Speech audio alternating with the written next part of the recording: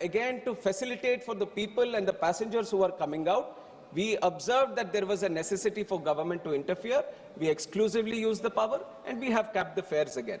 While keeping the market deregulation intact, because the whole idea of open sky needs to be there for competition to survive, whenever it was necessary in those extraordinary circumstances, the government has used its power.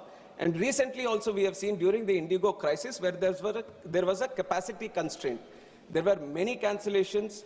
There were many routes where the airlines was not able to operate, because of which there was a capacity constraint. So again, it was observed that if we don't interfere, there could be a rise in airfares. Immediately we have stepped in, we have released an order, and this time we have done the categories based on the distance, and clearly we have communicated to the airlines that there has to be a capping in airfares. I'm mentioning the point saying that because the government has the exclusive power in extraordinary circumstances when they feel that the airfares are rising above the normal and becoming abnormal, then we are taking up that step. Another initiative that we have taken. This ministry is continuously connected to the people and listens to the people, takes feedback from the people. And that has been the complete approach of this government, especially under the leadership of our Prime Minister Narendra Modi ji. Alliance Air, still a government entity. It is running ATRs across the country. It is especially running the most important routes in the northeast area and also many different destinations where it might not be viable for different players to come in. Government has taken it upon itself to run those routes so that the people in those areas also get connectivity. The new initiative, the experiment we have started, this was very recently in October we have started with Alliance Air, was Fare Se Fursat. We wanted to see, because there is a lot of discussion on capping of fares, let us see if we can cap the fares to a certain extent, what kind of benefit it is being given to the ultimate consumer or the passenger, and how is the viability of the airlines. So this special initiative that we have done, which is Fare Se Fursat, which is a pilot project for 3 months, Alliance Air, more than 54 routes it is operating in the country. We have selected certain 25 routes where the demand is good, some where the viability not be good.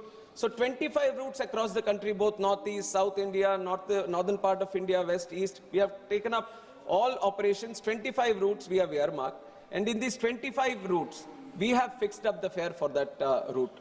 And now, in these 3 months, it is still ongoing until December 31st, this Fare Se Fursat scheme is going on. And we want to observe. Now, if we have capped the fares, how is it benefiting the passenger is one? Because there are many other things which are involved. This is a not single-way solution that you are observing that the fares are up and you cap the fares or you make them limited to a certain extent, and the ultimate benefit is going to the passenger, because it is not just that one travel for that passenger. There is a sector here. There is the viability of the airlines. There is an airport that is operating. There are multiple levels in civil aviation for the passenger to go from point A to come out at point B. There are multiple different sectors which are continuously like a symphony working in tandem so that the passenger can go from one place to other. And it is important for us to ensure this whole tandem, the whole connectivity that is there in between, everything is viable in its operations. So that is why the Fare Se Fursat scheme is there.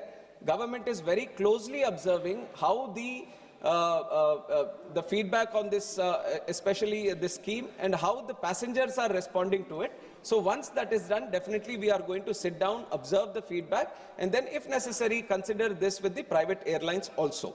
And some other measures that we are doing, because this capacity constraint, usually, madam, if you see, I have statistics also to prove that when we are comparing the airfares of the country with airfares in different other places, especially internationally, the rate of growth that we have seen in the airfares is actually negative. In relative terms, in real terms, there has been 43% decrease in the airfares when you consider the consumer price index also. So if you compare with US or China, US it has decreased at 23%, China 34%, but India, the decrease has been up to 43% in relative terms when you compare with the consumer price index and the inflation also that has happened. So if you compare your own tariffs from previous years, previous decades, we have been maintaining a certain sort of level which is still affordable for the people. But in those terms also, when do you observe this airfares rise? It is not that every day they are rising, you see an increase in the fares.